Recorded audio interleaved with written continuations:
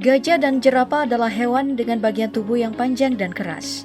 Gajah punya belalai dan gading, jerapah punya leher dan tanduk. Lalu siapa yang akan menang kalau keduanya bertarung? Temukan jawabannya dalam hewan populer kali ini. Gajah versus jerapah. Jika dibandingkan dari segi ukuran, dalam hal ini tinggi dan berat badan, kita bisa menyimpulkan dengan mudah siapa yang memenangkan pertarungan. Gajah punya berat berkisar antara 2,7 hingga 10,8 ton. Sedangkan jerapah diperkirakan beratnya hanya 544 kg sampai 1,9 ton. Tentu dengan perkiraan di level ini, pemenangnya bisa langsung kelihatan.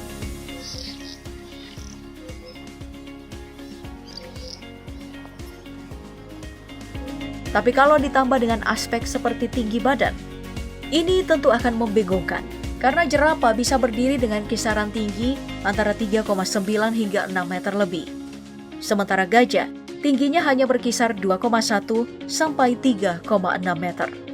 Itu artinya, gajah paling tinggi sekalipun tidak akan bisa mengalahkan jerapah yang terpendek. Sama halnya dengan jerapah paling berat. Tidak dapat mengalahkan gajah paling ringan.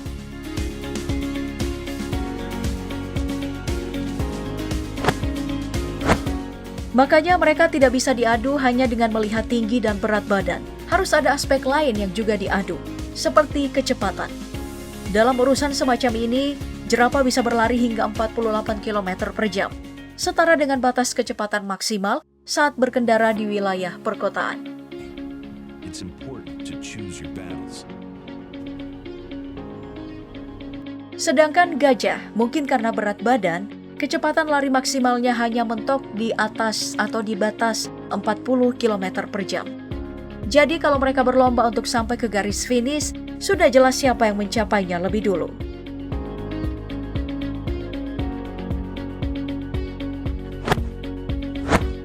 Tapi tetap saja ini bukan lomba lari.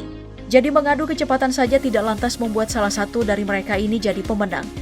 Aspek penting lain seperti daya tahan juga harus kita bandingkan. Mengingat lingkungan tempat tinggal mereka yang dipenuhi oleh pemangsa. Untuk urusan ini, sebenarnya baik jerapah maupun gajah sama-sama diuntungkan oleh ukuran. Itu membuat para predator jadi takut mendekati mereka. Namun di luar faktor ini, masih ada beberapa hal yang membuat mereka unggul soal daya tahan. Jerapah punya indera pendengaran super untuk mendeteksi musuh yang mendekat. Tapi minusnya, dia lumayan lemah mengenali aroma. Namun itu bukan masalah besar, karena dia bisa melihat dengan jarak pandang hingga 1,6 km. Sementara gajah, meski punya pendengaran yang sama baiknya dengan jerapah, kelemahannya justru terletak pada penglihatan yang buruk. Dan saat lawannya jerapah justru punya kelemahan mengenali aroma, dia justru unggul dalam urusan itu. Dengan semua spesifikasi ini jelas sulit untuk menentukan siapa yang lebih unggul. Tapi jangan lupa, di luar semua aspek barusan, gajah punya satu poin plus, yaitu kulit mereka lebih keras daripada kebanyakan hewan darat.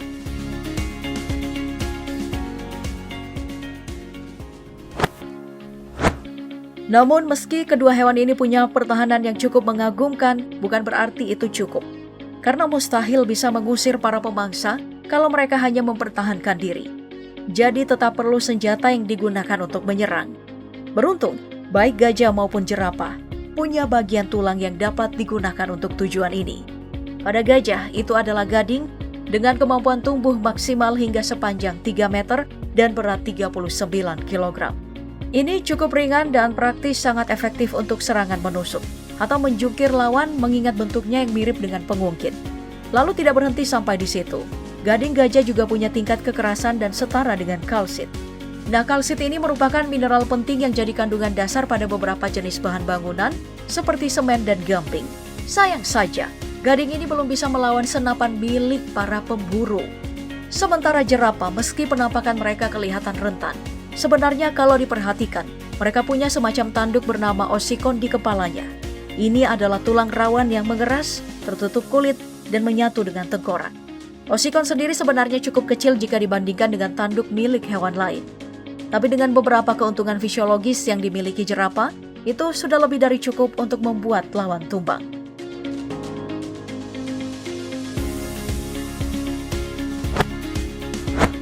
Oke, mungkin sekalian kita lanjut saja ya, pembahasan tentang seberapa besar daya hancur yang bisa ditimbulkan oleh osikon ini dalam aspek kekuatan. Oke, mari langsung kita mulai. Kalau kamu pernah melihat jerapah bertarung, perhatikan, pasti mereka memutar atau mengayunkan lehernya. To phase this giant foot soldier. And there's a reason why. Nah, ini bertujuan untuk memaksimalkan kerusakan pada lawan. Prinsipnya mirip ayunan tongkat dalam berbagai jenis olahraga. Hanya saja ini kepala. Tapi kalau mau angka pasti, maka perkiraan daya hancur yang bisa ditimbulkan dari osikon dengan bantuan putaran kepala adalah 1710 Newton atau setara dengan hantaman palu seberat 174 kg. Ini setara dengan berat tubuh 2 manusia normal. Ya, memang sulit untuk membayangkannya kalau benda kecil yang ukurannya hanya 17 cm bisa menghasilkan hantaman sekeras itu. Tapi sebaiknya jangan terkejut dulu, karena itu bahkan bukan satu-satunya kekuatan yang dimiliki oleh jerapah. Mereka juga punya kaki. Benar, sekilas itu terlihat ramping dan mungkin rapuh. Tapi di luar penampilannya, kaki jerapah sebenarnya mampu menopang bobot seberat 1 ton, serta menghasilkan tendangan dengan daya hancur hingga 2000 PSI. Itu setara dengan 1550 ton. Lebih dari cukup untuk menewaskan satu ekor singa. Lalu bagaimana dengan gajah? Apakah mereka sama kuatnya? Selain gading yang super keras, jangan lupa kalau hewan yang satu ini juga punya belalai.